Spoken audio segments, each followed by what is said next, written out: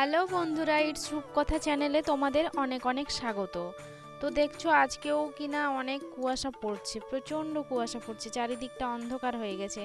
আমি এবার গেছি কাকিদের বাড়িতে। ওদের যা সবজি, দেখো কত বেগুন ধরেছে গাছটাতে, অনেকগুলো ধরেছে একটা গাছে। কি তরকারি? কুত্তের ডাল, বিলাতি, সব তো শেষ। এটা কি?